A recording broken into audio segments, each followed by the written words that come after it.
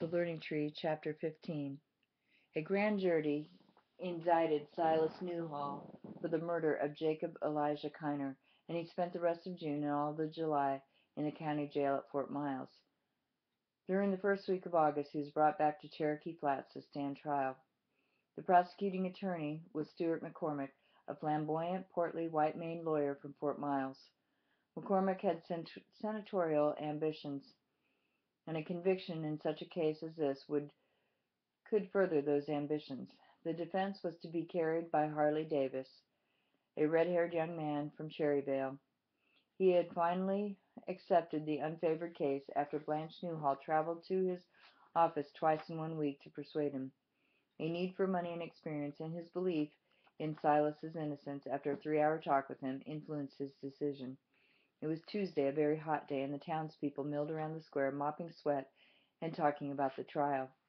The jury had been picked, and the court was due to reconvene within an hour.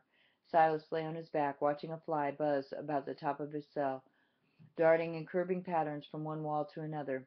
It started down, spun into a looping dive, and struck his forehead. He swatted at it. The insect buzzed away, and Silas watched it sail between the iron bars toward the outer room. He covered his eyes with his hands and lay waiting. And while Silas lay there, Newt Wingert was squirming in his seat during science seminar, his mind wandering in the world of death, guilt, and fear, with Professor Radiker's voice puncturing his thoughts. The sciences include mathematics and logic, the physical sciences such as physics and chemistry. Then there are the biological sciences such as botany and zoology. Fourth, there are social sciences such as sociology and anthropology. Now, scientific study may be divided into these different categories, and pure science summarizes and explains facts and principles discovered about the universe and its inhabitants.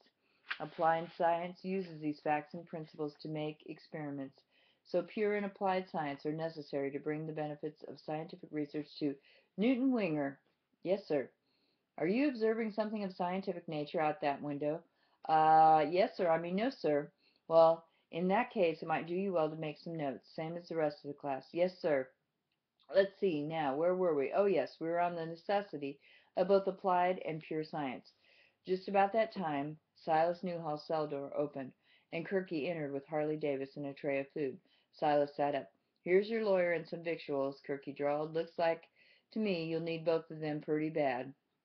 Silas reached for the tray without answering, and Aunt nodded to Harley to sit beside him on the cot.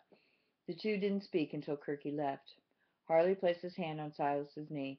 His tone was low and friendly. "Silas," he began, "I'm going to ask you a few questions. Some I've asked you several times before. Answer them truthfully.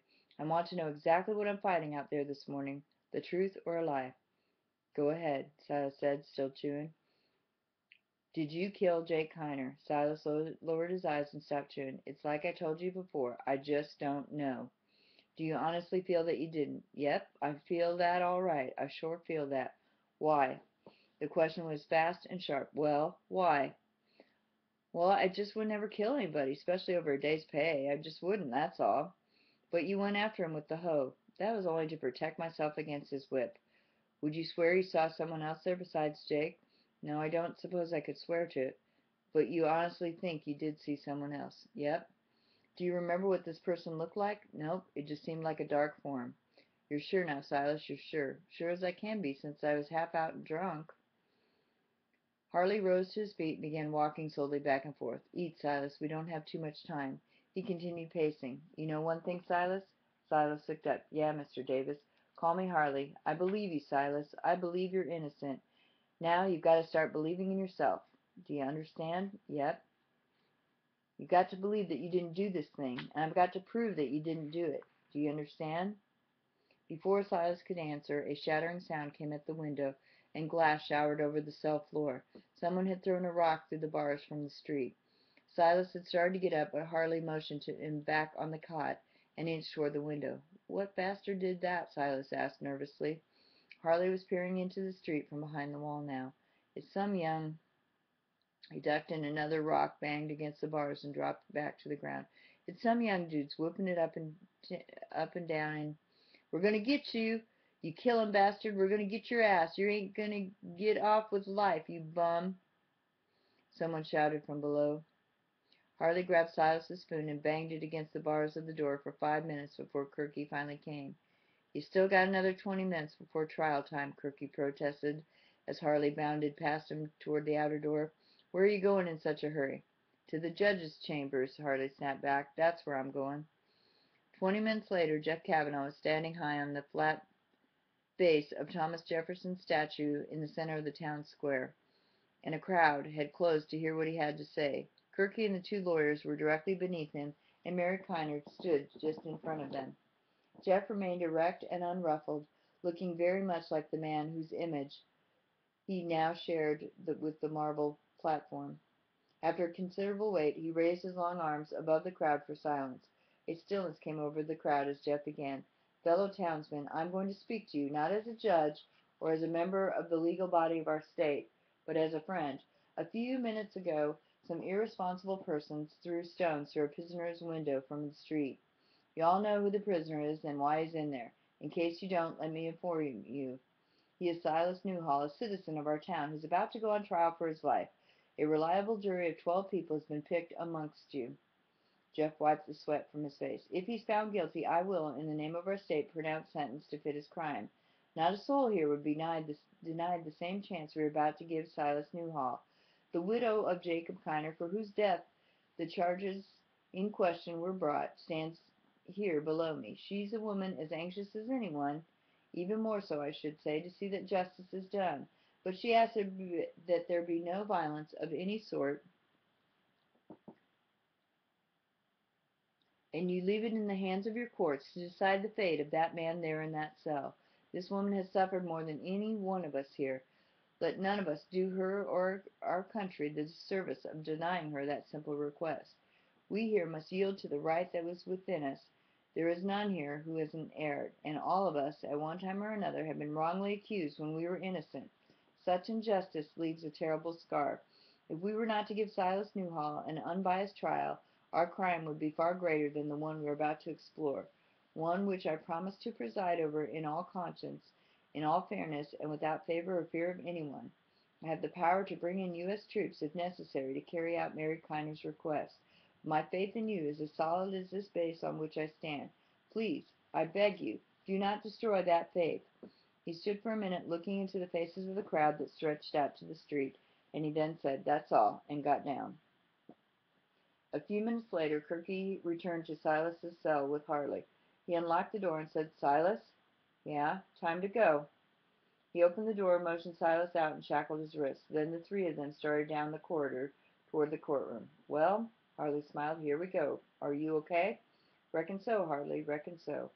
"Don't get excited now. Too late for that now, Harley, too late for that. There's going to be a lot of people in there. Keep your head up and face them. Don't start off looking guilty. Hope Waldo ain't there. Be better if he is." "Why?" "Don't worry over things like that. That's my job." "Okay, in this way," Kirky grunted. Silas's heart beat faster. "I feel licked already. Remember your promise." They were through the door now and in the courtroom. The spectators turned as one toward Silas, their voices building up all around him. He kept his head high, as he'd been told, but his eyes shifted all over the courtroom. Blanche and Waldo were near the front, to the left. Silas glanced at them, and then at Mary Kiner, who sat on the far side of the room. She was dressed in black and wore a veil over her head. The seats were filled, and a number of people stood around the walls. Most of the negroes sat on the left side near the rear. "Sit down here." Kirky removed the handcuffs and sat behind Harley and Silas on the same bench with Blanche and Waldo. Somebody banged on the wooden table up front. "Everybody rise." Harley touched Silas, and they rose with the crowd. Jeff Kavanaugh came in from a side door, dressed in a long black robe. "Hear ye, hear ye! The court is now in session," the bailiff bawled out. "The Honorable Judge Jefferson Kavanaugh presiding." Harley touched Silas again, and they sat down. There was a moment of silence, and Jeff motioned for Harley Davis and Stuart McCormick. The two lawyers approached the judge's bench, and the three of them talked quietly for a few seconds, and then the lawyers returned to their seats. Jeff's gavel banged for silence. The jury was asked to stand, and was sworn in by the droning bailiff. Jeff's gavel sounded again. "Ladies and gentlemen of the jury, the state of Kansas has charged the defendant, Silas Newhall, with the first-degree murder of Jacob Kiner. During this trial, the prosecuting attorney will make statements about what he intends to prove and about the way he feels the crime was committed. Likewise, the attorney for the defense will make statements on what he intends to prove and will attempt to show the defendant innocent of the charges that have been lodged against him. I must caution you that statements by either of the counsels is not be considered evidence by you. The evidence comes solely from witnesses, documents, articles, utensils, or any other items used as exhibit toward proof in this case. You are to appraise this evidence by the manner in which it is given and by the motives for which it is given, and the vantage points from which the witnesses were able to observe the facts to which they testify. And from all these facts, it's your sworn duty to determine what consideration, if any, is to be given to their testimony. Do not discuss testimony or any other aspects of the trial amongst yourselves, with your family or your friends, unless you are instructed to do so by the court. Do not visit the scene of the murder. Above all, keep an open mind. This crime and these charges are serious ones indeed. Now, did each of you understand me clearly? All nodded affirmatively. Then let us proceed. Jeff cleared his throat. Mr. District Attorney, you may now present the state evidence and witnesses.